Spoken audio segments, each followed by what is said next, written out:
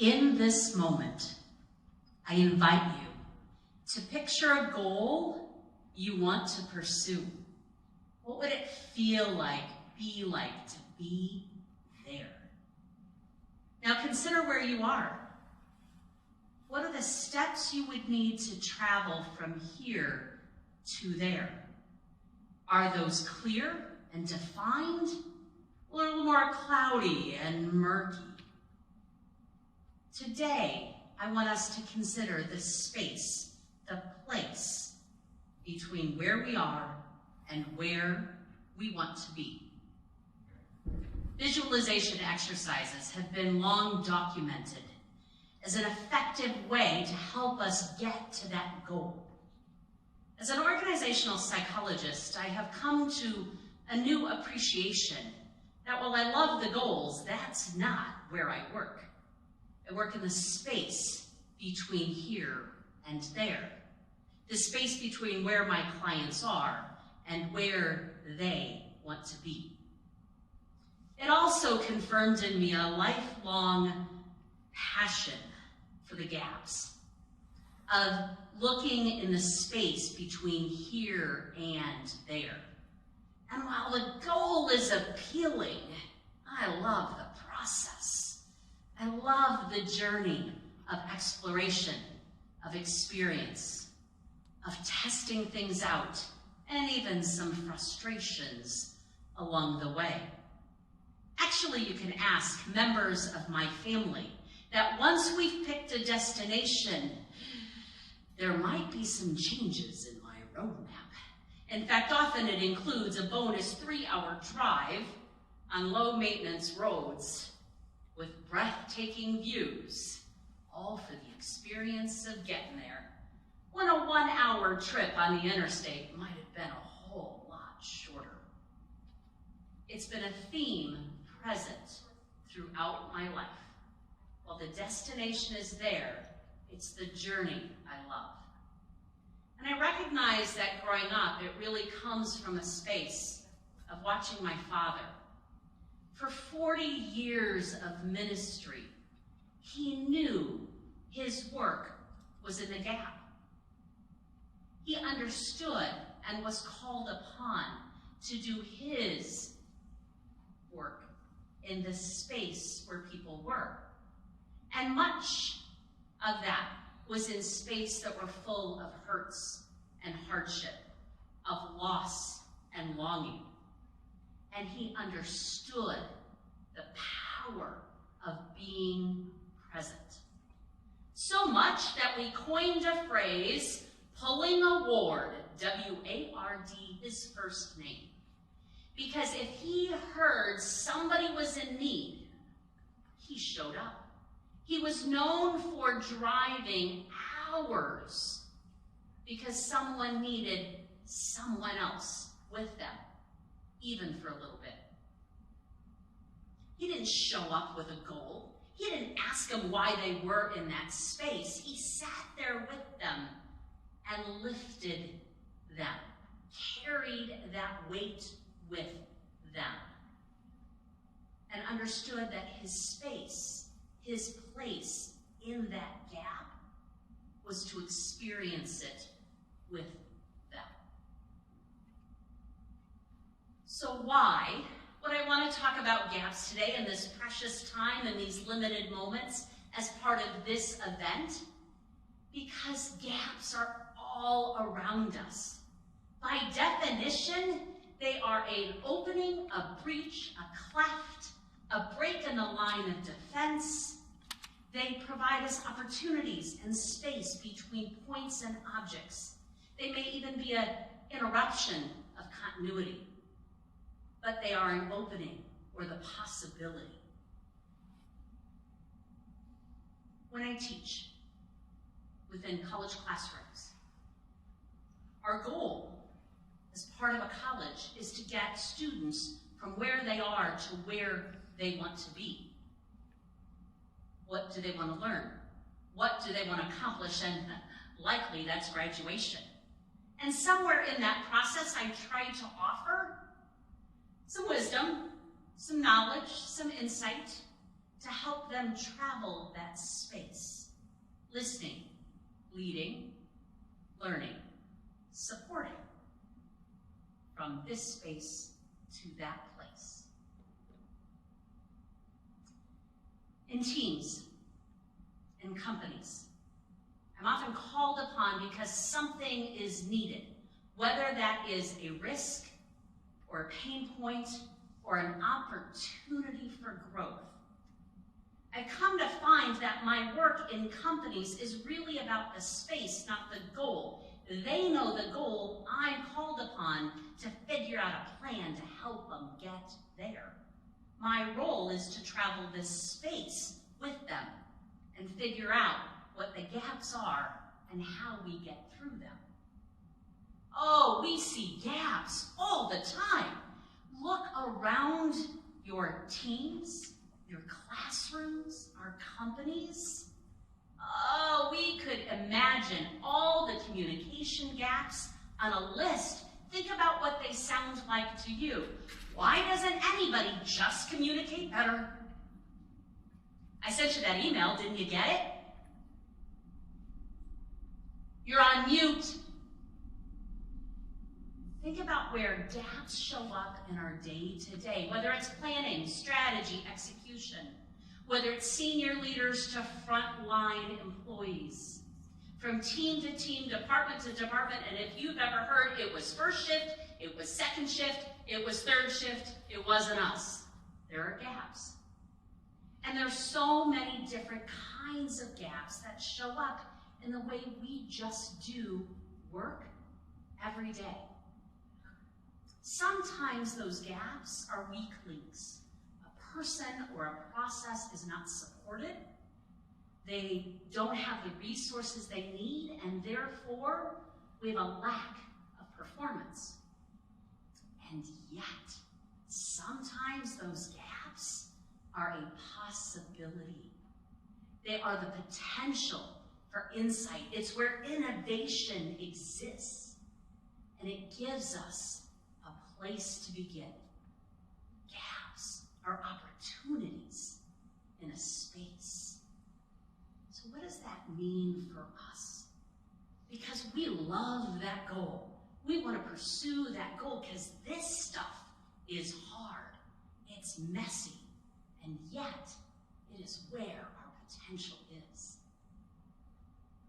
Throughout history, and recently, in the last years, we have gone through some collective gaps. They've been hard.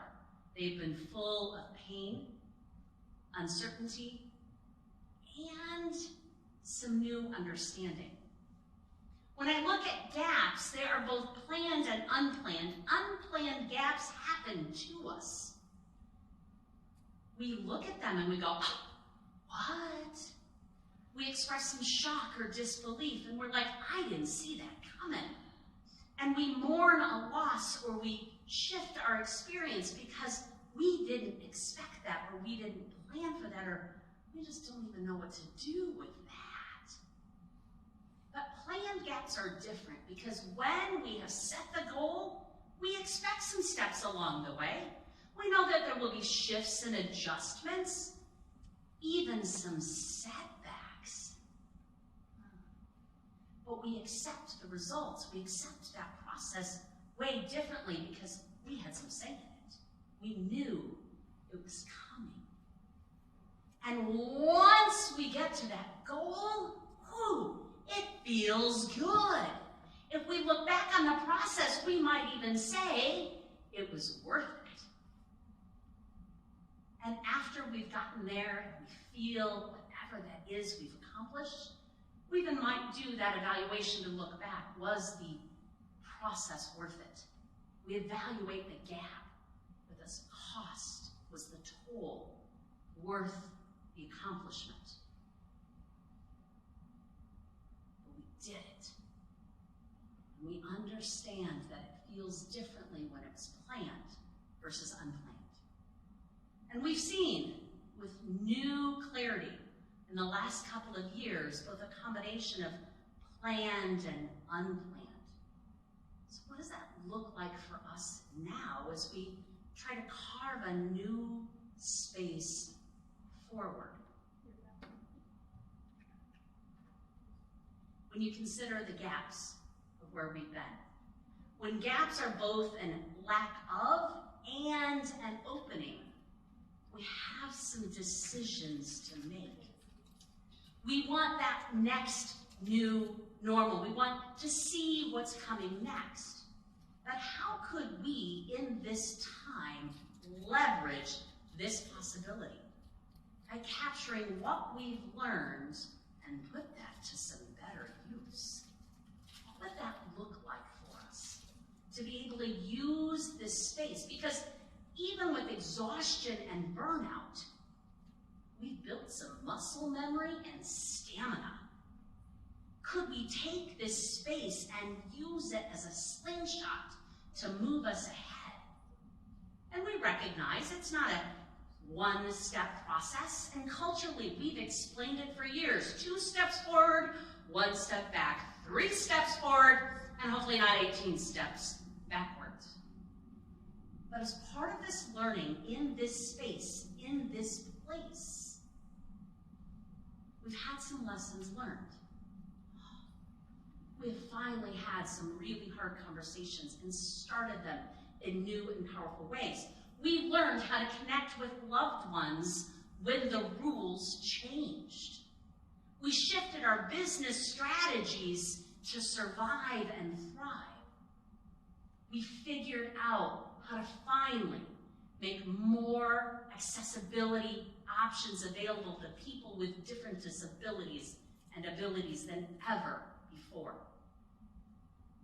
We finally celebrated people who show up and care for people and make sure they have what they need.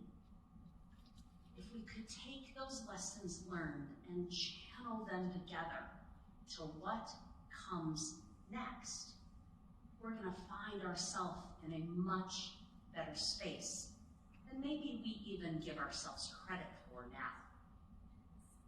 So what does this look like in our teams, in our companies, in our classrooms, in our communities? What are some of those things we need to consider to help people travel from here to there, from where they start to where they want to go? I believe there are a couple of key things that we need to engage some new understanding about, because we know in a change management process, when something shifts, there are people who run with it, they take care of it, and you don't have to wonder. And then there's some of us in the middle. It takes us a little longer, but eventually we get there. And then, there's that other group. Nope, don't wanna. And so what could we do? What could we do better than we've done before? Because there's some things we know about gaps. People won't cross the gap unless they know the why. And yet I need to understand that it's my responsibility, if I am traveling in this space, to meet people where they're at, not where I expect them to be. And as leaders, whether you're a project leader, a people leader, a technical leader, as leaders, it starts with us, but it's not about us. It's about what we do with and through other people that makes the difference in what we can accomplish. Because leaders need to be able to be clear on the vision and flexible in how we get there. But we carry the weight of this responsibility. And we have to equip the people. If we are moving across those gaps to that goal, they need resources. And secure leaders give power away. They build trust, and they have hard conversations. They listen, and they ask questions. They apologize and own up when they need to. They judge less, help more. So here's our opportunity in this space to restart the conversation from here to there. Number one, we need to see the gaps. Where have people been left out? Where are they hurting? Where's the space between here and there? See the gaps with new insight, and don't pass by them, overlook them, or pretend they don't exist. Number 2, honor the gap. It's there. What can we do to recognize that we would not have been the same without it? And learn from the gap. Number 3, how can we use this space, this place, to be more understanding, kinder, smarter, better people for each other? A number of years ago, I was dropping my daughter off at school, and I made the very parental comment as she got out of the car, "Learn something today." And being who she is, she looked back at me and said, "You too, Mom, you too." In this space, as we restart the conversation to what comes next, we all have something to offer, and we all have something to learn. I look forward to journeying with you on what comes next. Thank you very much.